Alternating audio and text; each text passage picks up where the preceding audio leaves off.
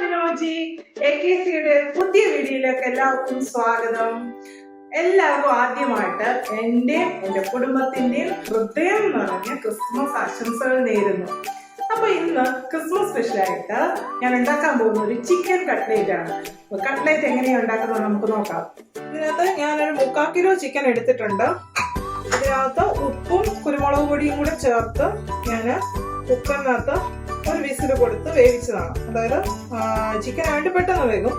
അങ്ങനെ വേവിച്ച ചിക്കന്, പിന്നെ 3 മീഡിയം സൈസ് സവോള എടുത്തിട്ടുണ്ട്, പിന്നെ ഒരു ക്യാരറ്റിന്റെ പകുതി എടുത്തിട്ടുണ്ട്. ഞാൻ ഇതിനകത്ത് ക്യാരറ്റും കൂടെ ചേർക്കുന്നുണ്ട്. പിന്നെ 4 പൊട്ടറ്റോ എടുത്തിട്ടുണ്ട്.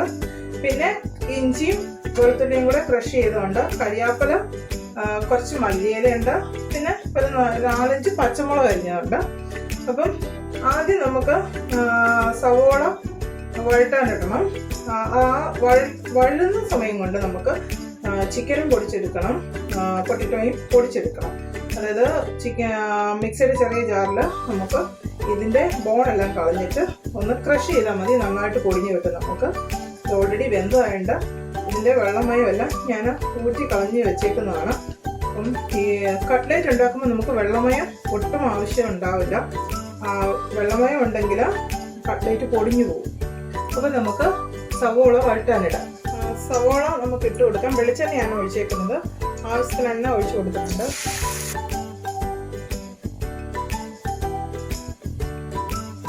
സവോള വഴന്ന് വരുമ്പോഴത്തേന് നമുക്ക് ക്യാരറ്റും ചേർത്ത് കൊടുക്കണം. ക്യാരറ്റ് ഇതിനകത്ത് വേകാനുള്ളതാണ്. അപ്പം അതിൻ്റെ കൂട്ടത്തിൽ തന്നെ നമുക്ക് ഈ ഇഞ്ചിയും വെളുത്തുള്ളിയും കൂടെ ചേർത്ത് കൊടുക്കുക. അത് വേഗം ചേർന്ന് ചേർക്കുന്നുണ്ട് ഞാൻ. അത് ഞങ്ങൾക്ക് ഇഷ്ടമാണ്. ഇഞ്ചിയും വെളുത്തുള്ളിയും കൂടുതൽ ചേർക്കുന്നത് ഞങ്ങൾക്ക് ഇഷ്ടമാണ്. പിന്നെ ചിക്കൻ അല്ലേ, അതുകൊണ്ട് നിങ്ങൾ ഇഷ്ടം അനുസരിച്ച് എടുക്കാവേ.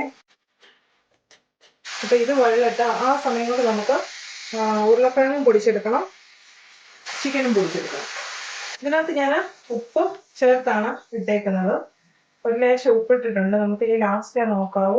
ചിക്കനും കൂടെ ചേർത്തിട്ട് നമുക്ക് ഉപ്പ് ബാക്കി ഇട്ട് കൊടുക്കാവൂ. എന്താ വെച്ചാൽ ചിക്കനും നമ്മൾ ഉപ്പിട്ടാണ് വേവിച്ചേക്കുന്നത്. ഇതെല്ലാം കൂടെ ഞാൻ ഇളക്കി കൊടുത്തിട്ടുണ്ട്. അതിന് വഴന്ന് വരും വരെ നമ്മൾ വെയിറ്റ് ചെയ്യണം. ആ സമയം കൊണ്ടാണ് നമ്മൾ ഇതെല്ലാം ചെയ്യുന്നത്. നമ്മൾ ചിക്കൻ ക്രഷ് ചെയ്യുവാണ്. സവോള ഇവിടെ വഴന്ന് വരുന്നുണ്ട്.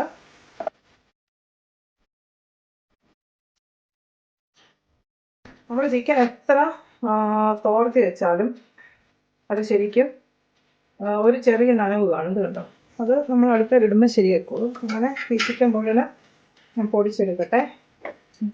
ചിക്കൻ മുഴുവൻ ഞാൻ പൊടിച്ചെടുത്തിട്ടുണ്ട്. ഇത് ഏകദേശം 3/4 കിലോ ചിക്കനാണുള്ളത്. പിന്നെ പൊട്ടറ്റോയും ഞാൻ പൊടിച്ച് വെച്ചിട്ടുണ്ട്. അത് 4 പൊട്ടറ്റോ. ഇനിയിപ്പം ഏകദേശം സവോള വഴന്നിട്ടുണ്ട്. അപ്പം നമുക്ക് ക്യാരറ്റ് ചേർത്ത് കൊടുക്കും. ക്യാരറ്റ് ഞാൻ അതിനകത്ത് ചേർത്ത് കൊടുക്കുകയാണ്. ഇതിനകത്തും വെള്ളമയമുണ്ട്, അതും വറ്റിപ്പോണം. കരിയാപ്പിലയും മല്ലിയിലയും പച്ചമുളകും കൂടെ ചേർത്ത് കൊടുക്കുകയാണേ. ഇത് മൊത്തം വേഗം വേണ്ട, നമ്മൾ എണ്ണയ്ക്കകത്തിട്ട് ഏതായാലും വറുത്തെടുക്കാനുള്ളതാണ്. പാതി വെന്താൽ മതി. നോക്കിയിട്ട് കൊടുക്കാം. ഇതിലേക്ക് ഞാൻ 1 ടേബിൾ സ്പൂൺ ഗരം മസാല പൊടിച്ചത് ഇട്ട് കൊടുക്കുകയാണ്. ഇത് ഞാൻ തന്നെ പൊടിച്ച ഗരം മസാലയാണ്. ഇതിട്ട് കൊടുക്കുകയാണ്. ഒരു 1/2 ടീസ്പൂൺ മഞ്ഞൾപ്പൊടി, പിന്നെ ഒരു നുള്ളു കായപ്പൊടി. ഇതിലേക്ക് 2 ടീസ്പൂൺ കുരുമുളക് പൊടി. നമ്മൾ ഇതിനകത്ത് മുളക് പൊടി ചേർക്കുന്നില്ല, കുരുമുളക് പൊടിയാണ്. ഇതിനകത്ത് കട്ട്ലേറ്റിന് ഏറ്റവും നല്ലത് കുരുമുളക് പൊടിയാണ്.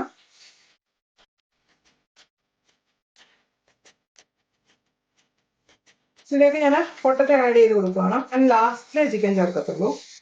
പൊട്ടറ്റോ ഉപ്പിട്ടല്ല വേവിച്ചേക്കുന്നത്. അപ്പം ഇനി ഉപ്പിട്ട് കൊടുക്കേണ്ടി വരും. നമുക്ക് ഇച്ചിരി ഉപ്പും കൂടെ ചേർത്ത് കൊടുക്കാം. പൊട്ടറ്റോയ്ക്ക് ആവശ്യമായ ഉപ്പ് ചേർത്തിട്ടുണ്ട്.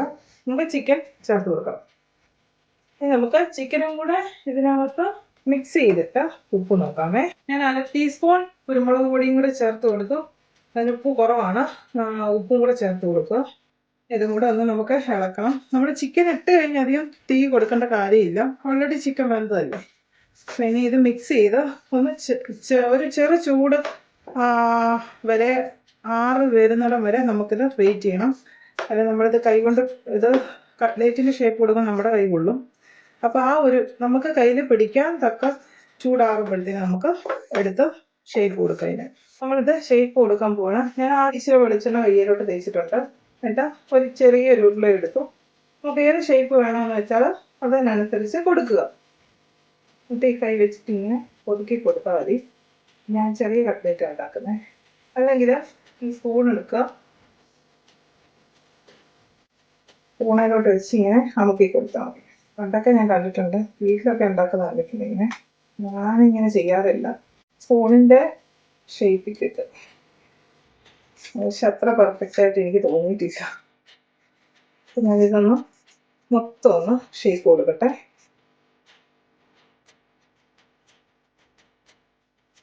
ഞാൻ വറുക്കാൻ പാകത്തിനാക്കി വെച്ചിട്ടുണ്ട്.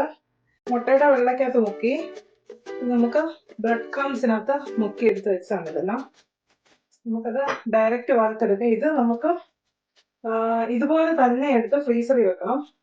നമുക്ക് ആവശ്യമുള്ളത് മാത്രം ഉണ്ടാക്കാൻ വേണ്ടി നമുക്ക് ഇഷ്ടമുള്ള സമയത്ത് അത് ഫ്രീസറിൽ നമുക്ക് സൂക്ഷിക്കാവുന്നതാണ്.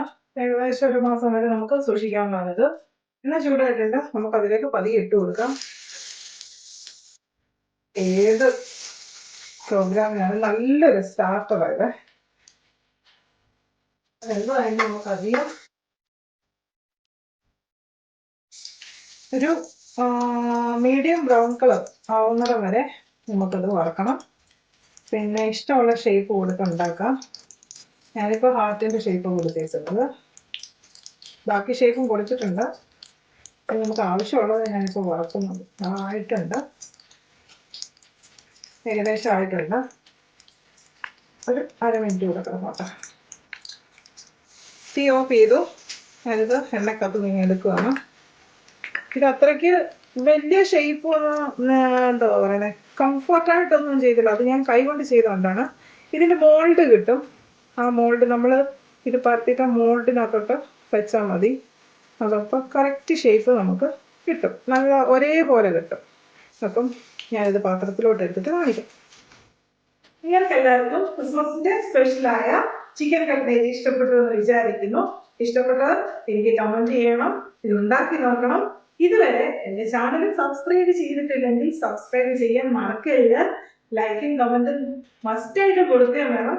ഇനി പുതിയൊരു വ്ലോഗുമായിട്ട് ഞാൻ എത്തുന്നത് വരെ എല്ലാവർക്കും ബൈ.